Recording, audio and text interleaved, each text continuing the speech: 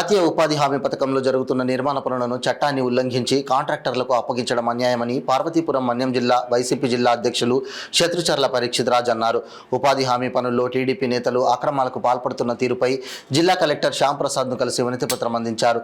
ఈ సందర్భంగా శత్రుచర్ల పరీక్షిత్ రాజ్ మాట్లాడుతూ చట్టాన్ని ఉల్లంఘించి కాంట్రాక్టర్లకు కేటాయించిన పనులను రద్దు చేయాలని సాక్షాత్తు హైకోర్టు ఆదేశించిన అధికారులు టీడీపీ నేతలతో కుమ్మక్కై కోర్టును ధిక్కరిస్తున్న తీరును జిల్లా కలెక్టర్ దృష్టికి తీసుకుని వెళ్లామన్నారు. గ్రామ సభల ఆమోదం, ప్రజాప్రతినిధులతో సంబంధం లేకుండా కాంట్రాక్టర్లకు అప్పగించిన ఉపాధి హామీ పనులను తక్షణమే రద్దు చేయాలని వైఎస్ఆర్ కాంగ్రెస్ పార్టీ తరపున డిమాండ్ చేస్తున్నామని అన్నారు. క్షేత్రస్థాయి అధికారులకి తీర్మానం లేకుండా తొలగించి ఈ రోజు ఎగ్జాంపుల్ జోగుల్డమ్ అనే గ్రామం జీఎంవల్స్ మండలంలో ఒక క్షేత్రస్థాయి అధికారిని తీర్మానం లేకుండా తొలగించినందుకు నిన్న దిగువ స్థాయి కోర్టు తీర్పు ఆవిడికి ఫేవర్ గా ఇచ్చింది. దానికి కలెక్టర్ గారు, రేపు పీడీ గారు, ఎండిఓ గారు ఏం సమాధానం చెప్తారో, అలాగే మా మండలంలో ఒక 7 క్షేత్రస్థాయి అధికారుల్ని ఈ కూటమి ప్రభుత్వము దారుణ్యంగా తొలగించింది. వాళ్ళ వెంటనే విధుల్లోకి తీసుకురావాలని కోరుతూ నేను ఒక సర్పంచ్గా నా బాధను వెల్లవరుస్తాను. కోట రమేష్ సిగబడి, నేను జీఎంవల్స్ మండలము సిగబడి గ్రామ సర్పంచ్గా కోట రమేష్ అనే వ్యక్తిని నేను మాట్లాడుతున్నాను.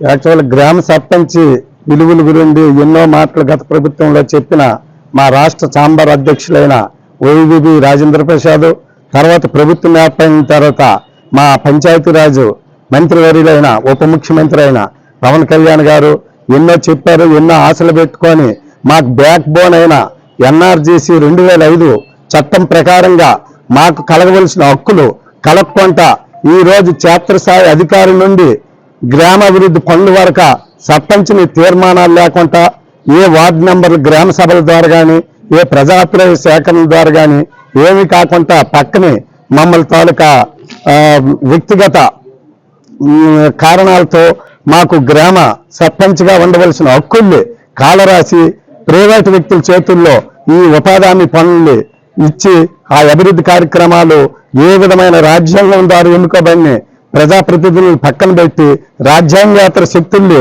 వృద్ధి చేయడం ద్వారా ఇది రాబోయే రోజుల్లో చాలా పరిణామాలు చోటు చేసుకుంటాయి. ఈ ప్రజాస్వామ్యంలో రాజ్యాంగ హక్కులు అనేవి ఎప్పుడు స్థిరంగా ఉంటాయి. ఈ పదవులు ప్రభుత్వాలు ఎప్పుడు మారుతుంటాయి. కాబట్టి ఆ రాజ్యాంగ హక్కుల్ని నిలబెట్టుకొని రాజ్యాంగ హక్కుల ద్వారా కలగవలసిన పంచాయతీకి ప్రెసిడెంట్కి కలగవలసిన బాధ్యతలన్నీ ఈ ప్రభుత్వం ముట్టజెప్పి ఆ 50% పంచాయతీ ప్రెసిడెంట్గా రావాల్సిన బాధ్యతలు మాకు అప్పచెప్పాలని ఈరోజు మా జిల్లా అధ్యక్షులు, మా మాజీ ఎమ్మెల్యే వర్యుల ద్వారా మా పంచాయతీ ప్రెసిడెంట్లు అందరము కలెక్టర్ గారికి రిప్రజెంటేషన్ ఇవ్వడం జరిగింది.